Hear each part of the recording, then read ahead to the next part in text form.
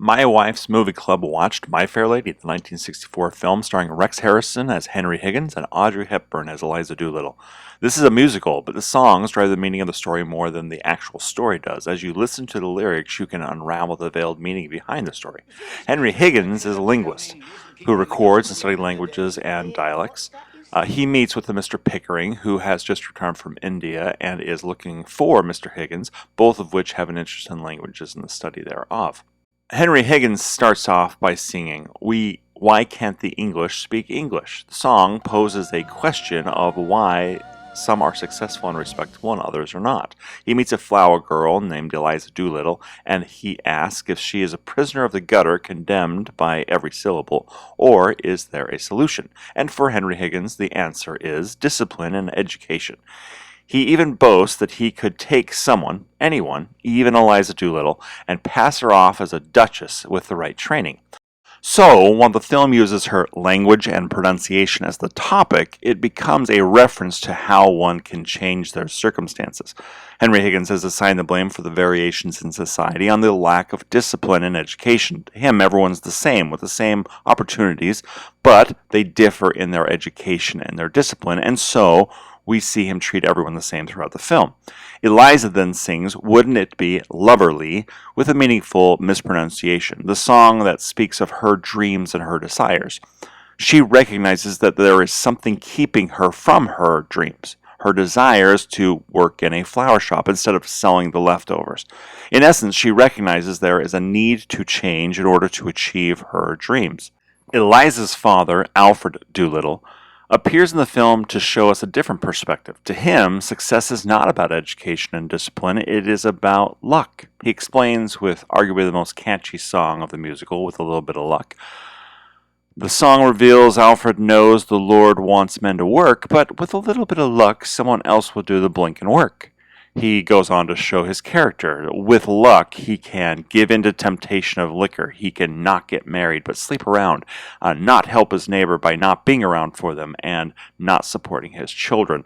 Alfred Doolittle's perspective counters the narrative of hard work pays off and introduces us to the idea that people have different motivations and the differences in their personal moralities, as well as the different explanations for success. Not liking the perspective of her father, Eliza approaches Henry Higgins and submits herself to training.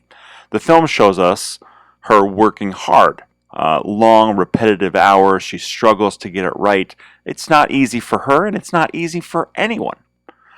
I don't think the film shows us a lot of good teaching techniques, but it somewhat illustrates the teacher-student relationship where the teacher pushes the student to her limits, sometimes beyond, to develop their knowledge, skills, and change them in the process. Henry Higgins sings, I'm only an ordinary man, which basically says he can do what he likes, when he likes, what he likes, and he's a bachelor by choice and isn't interested in a woman in his life. The song serves two functions. One, he is not romantically inclined, and as a man in his 60s, the 21-year-old Eliza Doolittle is a student and probably no more. And the second, he's saying, the song serves to say is that he has a great pride in his life choices, noting his success is due to his good choices, his character, his hard work, his discipline, his knowledge or education. Eliza is not a prisoner in this situation. She can leave whenever she wants, and Henry Higgins uses insults and yelling to motivate her. It may seem harsh and doesn't sound right to our modern ears, but it works in its own way. 6 months, I'll make a duchess of this draggle-tailed gutter snipe. When Eliza sings, Just You Wait, Henry Higgins, Just You Wait, she is not thinking positively about Henry Higgins, but you can see it anchors her motivations. On top of what she already wanted, now she also wants to show him she can and will exceed his expectations.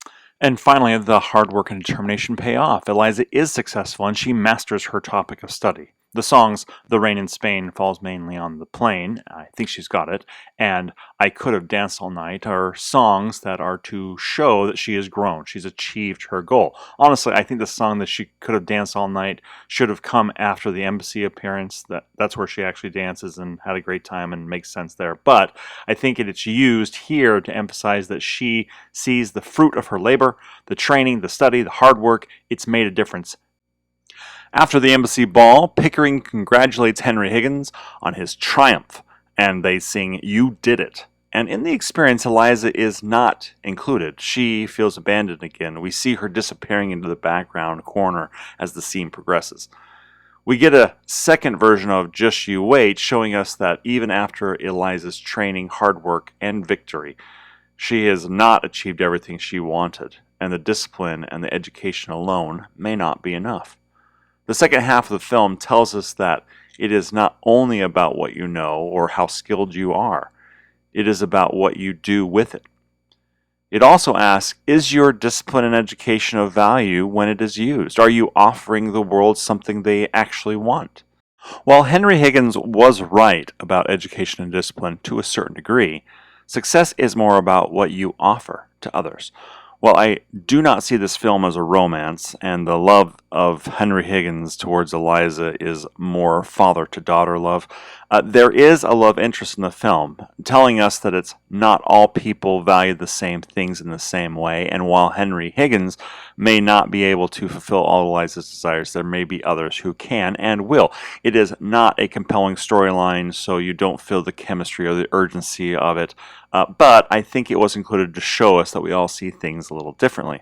Henry Higgins is limited. He believes he is such a wonderful person and everyone should act like him, but what he doesn't realize is that he could be more effective if he were to cater to other people's needs.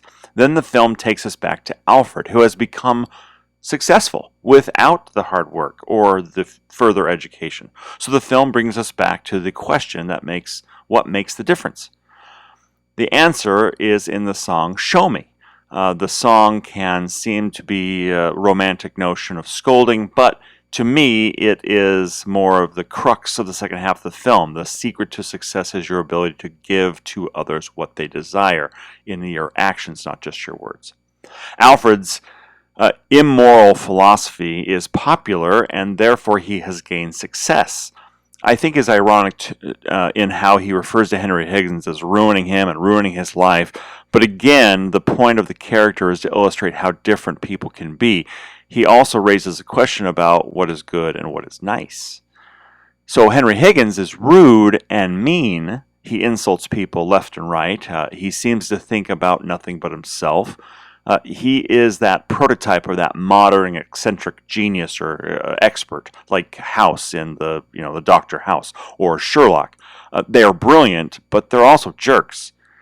However, despite their lack of social graces, they're an ultimate good. They may not be nice, but they're at least good.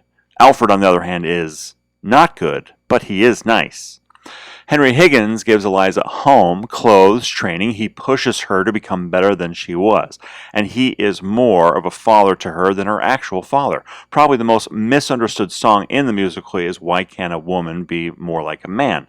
It is sung after Eliza is infuriated and leaves Henry Higgins. Eliza says that he has always treated her like a flower girl, always will. And after she's become a lady, the only one who's treated her that way was Pickering. Henry Higgins feels he is misunderstood and misjudged. So he questions, why can't a woman be more like a man? Now, don't be confused by the actual wording. He's not being misogynistic at all.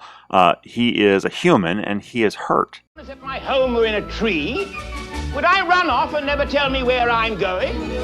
Why can't a woman be like me? And what he is really saying is what everyone says who is treated poorly. Why can't you be like me? I'm not offended. I'm not letting my emotions override the information, the right, what's right here. I'm good. Why are you acting this way? If you listen to what he says about men, he clearly isn't describing all men, Alfred Doolittle, for example. And he clearly isn't thinking or talking about all women either. It is a personal song about him and Eliza, and after He has given so much and had so much of a good time with her and giving her all the encouragement. Why is she so disenfranchised with him?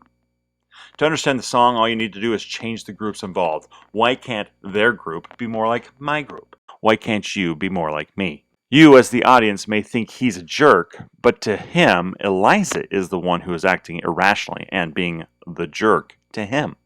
So My Fair Lady is a film about why some seem to be successful and others do not. It tells us of the capacity of one to learn, to grow, to free ourselves from the societal stereotypes and judgments of others. The final scene of this film may be frustrating for those of you who wanted a romance. It may have left something to be desired in a happy ending. But if you see this movie about two people who have learned that their discipline and education are important, but not as important as what we can offer each other, you can see a daughter who now appreciates what her father has done despite their differences, a student who is grateful for her coach, and a mutual beneficial relationship between people who still have a lot to learn about letting go of their pride and fully offering their best in a relationship. I like this film, the music, the story, sometimes the acting. I didn't really care for the lip syncing, and loved the costuming and the Ascot horse races. So what did you think? You can tell me in the comments below. Ew, what's that you say? Cheerio, Eliza.